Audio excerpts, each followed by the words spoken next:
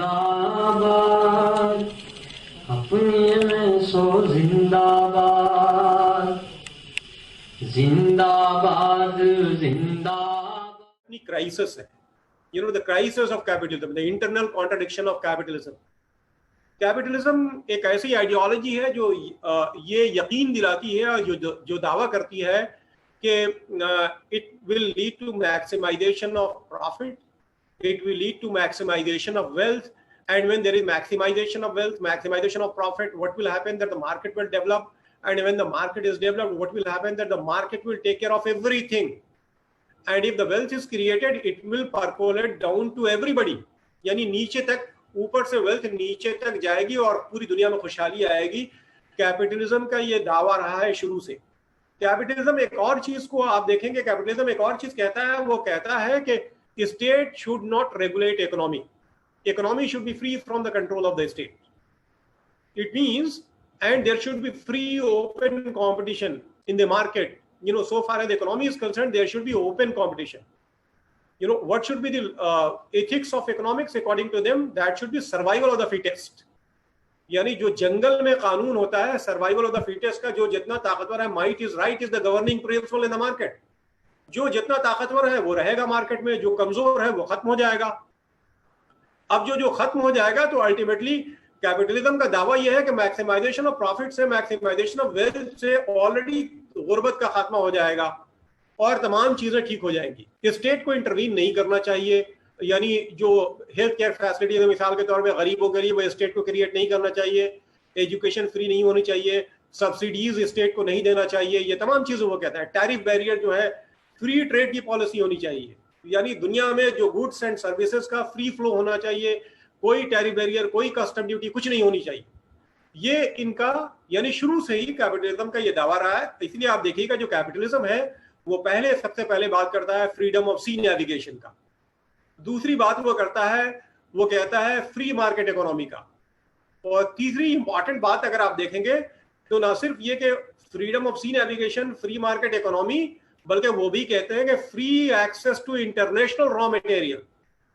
वो कहते हैं free access to international raw material होना चाहिए, यानी इंटरनेशनल रॉ मटेरियल का होता है। मिसाल के तौर पर हमारा मुल्क हिंदुस्तान है, हमारे मुल्क में जो मिनरल्स हैं, जो मादनियात हैं, वो हमारे मुल्क की हैं। Why should America have free access to our mines, और why should any other country have any kind of access to our mines, free access? Why should not my government, my state should have control or say that who should get what? Ultimately ये जो एक बहुत बड़ा problem है, अगर आप देखेंगे ये न्यू लिबरलिज्म का आज पूरा फेज है। मैं बहुत ही उन जार्गन्स में इसलिए नहीं जाऊंगा कि वो आपके लिए प्रॉब्लमेटिक होगी, मैं आम लैंग्वेज में आपको बता रहा हूँ, ये जानते हुए कि ज्यादातर लोग आप इन चीजों को समझते हैं। अगर आप देखेंगे तो ये freedom of sea navigation, free market economy, free access to international raw material, ये तमाम चीजें इनके जहन में रहती है। और इसी को इन्होंने नाम दिया आज के दौर में जो एक बज़वर्ड है और जिसे कहते हैं ग्लोबलाइजेशन। ग्लोबलाइजेशन के बहुत सारे डेफिनेशंस आपने सुने होंगे, और जो हमारे सूडो इंटेलेक्चुअल्स हैं, यानी ऑर्गेनिक इंटेलेक्चुअल्स, वो लोग नहीं होते जो बगैर सोचे समझे, अपने इंटरेस्ट को सामने रखे बगैर, अपनी कम्युनिटी, अपने कंट्री के इंटरेस्ट को सामने बड़ी बड़ी बातें करते हैं। तो मिसाल के तौर पे अगर आप देखेंगे कॉलेजेस में, यूनिवर्सिटीज में, आपके प्रोफेसर्स, आपके स्कॉलर्स कहते हैं globalisation has created a lot of opportunities for you, it has created avenues for you, now you should be ready for the competition. Competition में स्पिरिट क्या होती है? Survival of the fittest. आपको पीछे ढकेल के लोगों को आगे बढ़ना है, यही कंपटीशन होता है। कहीं भी कोऑपरेशन की बात नहीं होती कि ग्लोबल कोऑपरेशन होना चाहिए, कोऑर्डिनेशन होना चाहिए गुर्बत के खात्मे के लिए, अफलाक के खात्मे के लिए, वायलेंस के खात्मे के लिए, ये बातें नहीं करते लोग। अब इस हालत में अगर आप देखेंगे तो ग्लोबलाइजेशन में बहुत सारे डेफिनेशन है। मैंने अपने आर्टिकल्स में जो डेफिनेशन दिए हैं, मैं वो चाहता हूं कि आपसे शेयर करूं, which it has been quoted extensively everywhere. वो आपका लिंक भी मिल जाएगा, अगर मेरा नाम आप गूगल पे टाइप करेंगे तो। मेरा जो अपना डेफिनेशन ग्लोबलाइजेशन का मेरे अपने आर्टिकल्स में या जो पेपर्स में है, मैं आपके सामने शेयर करना चाहता हूं कि what is globalisation. Globalisation is nothing but universalisation of capitalism through liberalisation and privatisation. What is globalization? Universalisation of capitalism through liberalisation and privatisation. इसका मतलब ये है कि globalisation can not be seen in isolation from a particular ideology and that is capitalism. It can not be seen in isolation. जो लोग globalisation को isolation में देखते हैं वो बहुत ही इनोसेंट है। It is innocently projected as integration of local economy with international economy. It is innocently projected and smartly projected and innocently believe. बहुत ही कनिंग लोग हैं जो इस तरह से आपके सामने टर्म और जार्गन लेके आते हैं।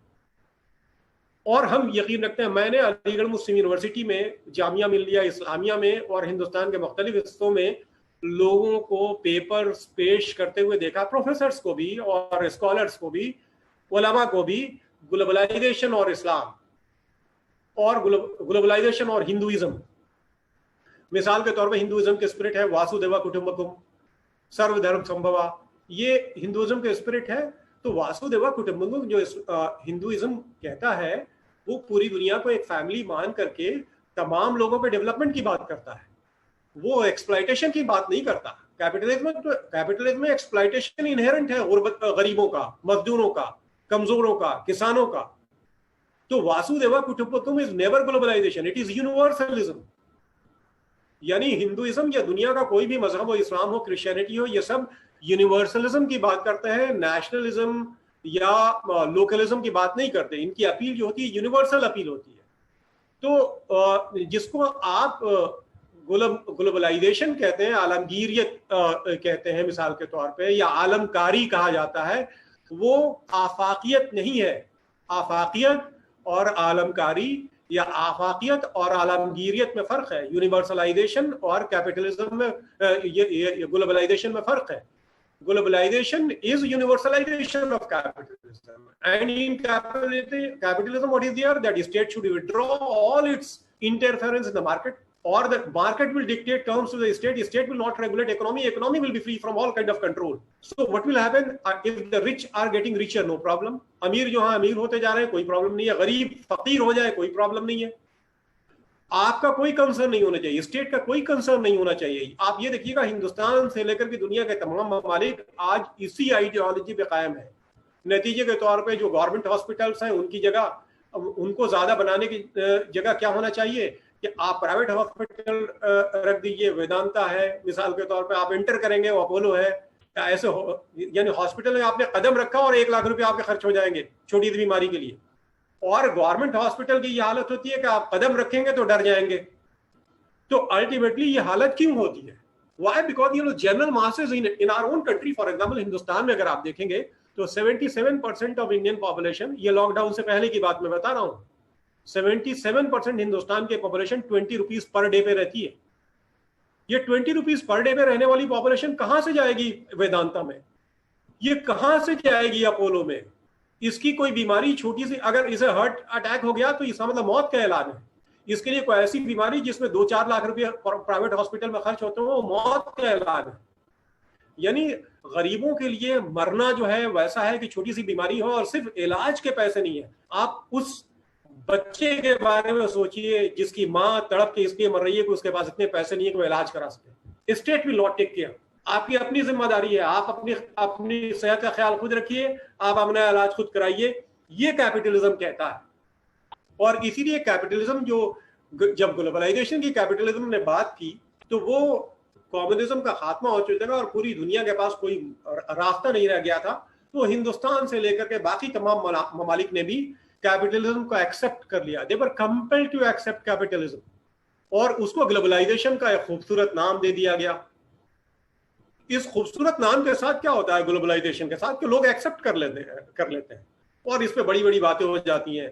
इसलिए मैं कहना चाहता हूं आपसे कि ये क्राइम हमें नहीं करना चाहिए। ये क्रिमिनल इनोसेंस है कि आप ग्लोबलाइजेशन को इस्लाम, हिंदुइज्म या दुनिया के किसी भी मजहब से जोड़ के देखें।